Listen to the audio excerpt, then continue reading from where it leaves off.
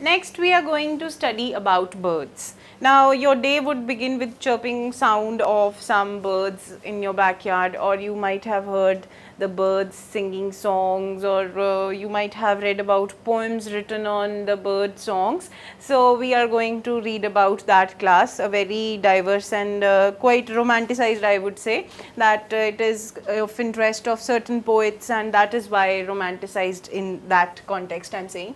Now, when we talk about class 8, let's start it with a very soft and gentle note that there is a study of birds known as ornithology. Ornitho word would be used for birds always. There was a very famous ornithologist, Dr. Salim Ali. He is known as Birdman of India. He had studied so many birds. Even if you go out and start seeing birds, studying their behavior, you will be quite fascinated because we see so many colorful birds over here. Also, you would have found one good bird with which you can relate to as a beautiful, good looking bird, and they make very good sounds. So, we have Birdman of India, Dr. Salim Ali. It's good if you remember his name. Then we have another thing, because we are reading about this classification. There was a person known as Julian Huxley. He had said that these birds are glorified reptiles. Now, why I am talking about this is that we had studied about reptiles just now, and we know that these glorified reptiles are nothing but birds. Why they are glorified? Because around 150 million to 200 million years ago, these birds had evolved from the dinosaurs. It is believed that way, that birds are nothing but they are glorified reptiles, those reptiles which learned to fly. Now, how do they fly? They fly with the help of their wings. Now, what are those wings? They are modified forelimbs basically. Because we are talking about tetrapods, there are going to be forelimbs that would be present. The forelimbs, now forelimbs, what I am saying, that is this four, and the modified forelimbs, it is this four. We have forelimbs and hind limbs. The two forelimbs, that are the first arms, that are modified into the wings and that help in the flight. There are four limbs totally. These forelimbs are having 3 digits, and the modification comes in the form of wings which have feathers present on them, and that is what with which what we say as the identifying feature that can help in identification of a bird, that is, it is having wings. Now, despite having wings, certain birds are not able to fly, as we have the example of penguin. Penguin cannot fly. Then we have the example of ostrich. Ostrich also cannot fly. Then we have examples of kiwi, emu. All these birds, they have feathers, they have wings, but they cannot fly, and those birds are known as flightless birds. Other thing that has given us inspiration for lots and lots of development in aerodynamic field, that is the structure of bird's body, where you can see that it is having hind limbs. The 2 limbs are present which are for swimming, walking and rest of the purposes, or holding the food material, grasping, hunting. This is the hind limb, and the forelimb is present in the form of wings. Okay, these wings are for flight. Now, when an organism has to fly in the air, it has to take care that its weight is very less. We will come to that point, but before that, let us see the few characteristic features. There is waterproof skin that is covered in feathers, that we know. The feathers are, you must have started reading about quails since your very early studies. Then we have endothermic organisms. Now, what is endothermic or warm blooded or homeotherms, to be very specific? We are going to read about it, that whatever heat requirement of the body is needed, that would be fulfilled by the body itself. There would be a certain mechanism that would be responsible for regulating the internal temperature of the body. As in our case, there is a mechanism of homeostasis, homeothermy, which regulates our constant body temperature, that is of 37 degrees Celsius or 98 Fahrenheit. Same is in the case of birds, that there would be a regulatory mechanism that would be responsible for keeping the constant temperature, and which temperature? Internal temperature of the body. That is why they are endothermic. We had talked about ectotherms, that is, the heat would be taken from the environment. In this case, whatever is the condition of environment, the internal heat would be generated. That is why you find the birds diversified over almost entire earth. You would find a bird in an Arctic zone as well, you would find a bird in a tropical zone as well. As I gave you the example of penguins, penguins can survive in Antarctic regions as well, which are again sub-zero temperatures are present over there. But in case of rest of the organisms, those which cannot regulate the internal temperature, they would not be diversified, they would be found in those regions only where the conditions would not be hostile. So that is why we find birds everywhere. Next is that they have hard shelled eggs. They are oviparous. They give birth to their young ones by laying eggs, and those eggs are to be hatched by giving body heat. In contrast to those which were in the case of reptiles, they did not need body heat of the reptile itself. In the case of birds, the eggs would need body heat of the bird.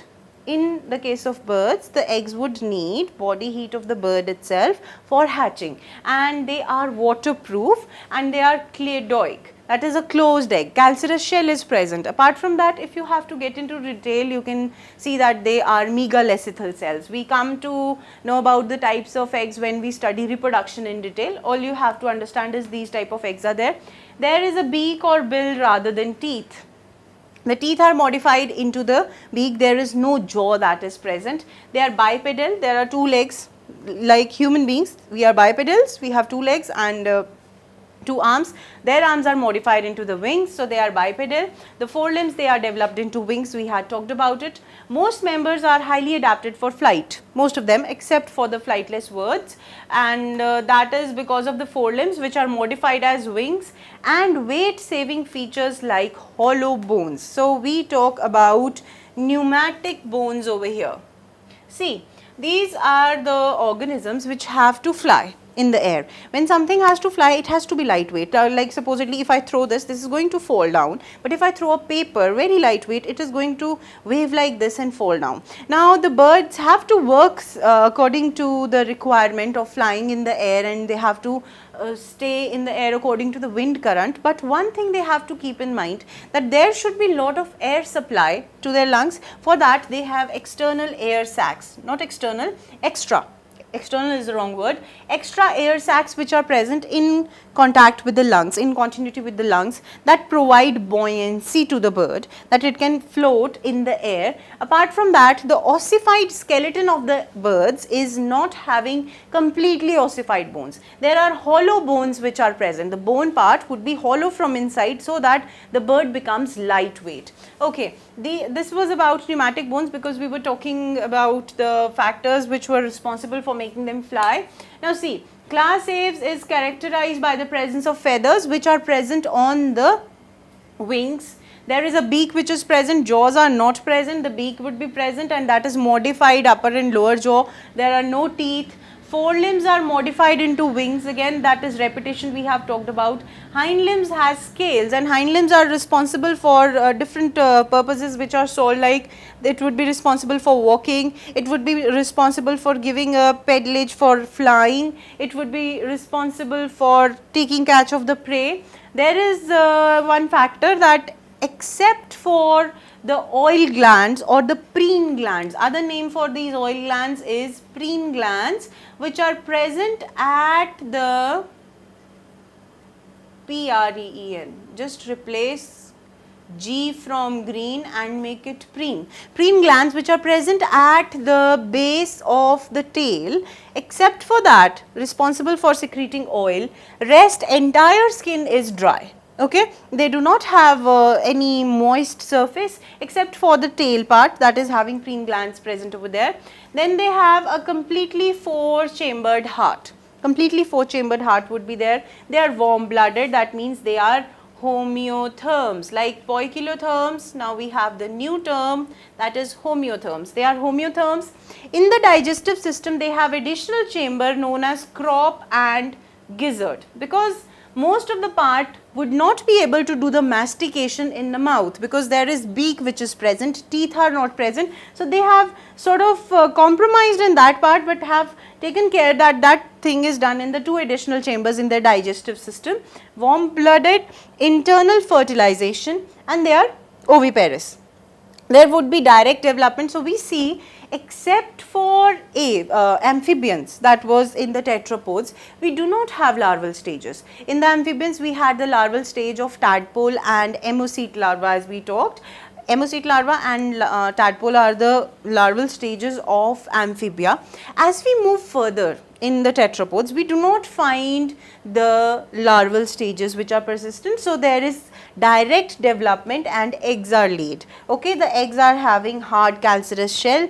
There is lot of yolk that is present inside them. Internal fertilization takes place and they have a common opening. Okay, though it is certain birds do not have cloaca. We had talked about cloaca in that amphibia. Over here also there would be a common opening for the urinary system as well as the digestive system. Now, one thing you have to remember is that they are uricotelic. Uric acid pellets are being released, so they are uricotelic. You might have heard about guanas that are present in certain islands near South America, and that guana islands are nothing but they are the pellets of bird which are given, the bird waste, and it is so rich in nitrogen that it is often taken from there as a fertilizer. So, uricotelic birds are there, uric acid is being given out, and talking about their skull is monocondylic. Okay, they do not have a dicondylic skull like the amphibians. They are having monocondylic skull. As I told you, they are glorified reptiles. So, how can you expect a change in the skull? It is the only change that has come is that they have wings instead of the forelimbs, and they have a beak instead of the teeth and jaws. So, this is all about class Aves that you have to remember, and a few things. Another thing that is important is the birds make many sounds. That the beginning note of this lesson was the beautiful sounds that they make, and that is why many people are interested in studying about them, observing them. And for that, sound making device present in the birds is known as syrinx. Like we have larynx, it is syrinx that is present, and just remember this is responsible for that beautiful sound that the cuckoo bird makes, the cacophonous sounds that most of the bird makes, most of the times irritating ones.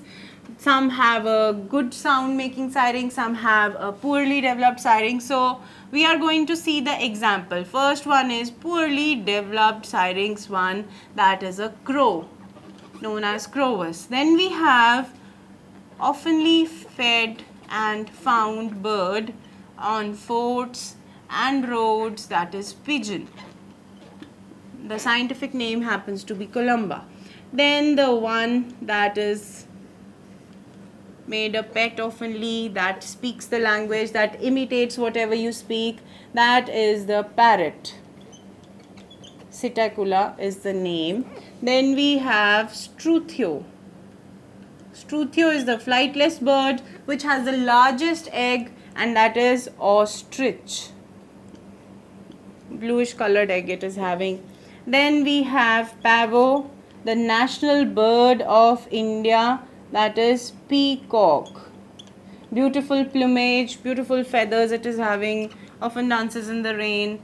Then we have Atenodites, that is again a funny bird. I find it funny. It is a penguin.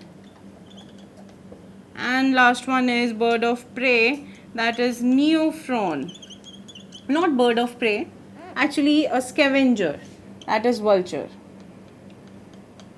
You know, recently vultures were getting extinct in India. They were almost on the verge of extinction, and they have been restored in laboratory because they are very, very important for scavenging. So, these are the various examples that you have to learn. Apart from that, there are so many birds that you can talk about. If you have to see the type of birds which are found, Indian bird diversity is too huge. If you have to see the birds that are found in India, you can search it and see how diverse the birds are, where all they could be present, how much the warm blooded nature has helped them in inhabiting the hostile terrains, the plumage that they have that is so beautiful and so varied. So this is all we have to study in aves, and from the understanding of classification level we need to see that there are certain characteristic features which we just studied.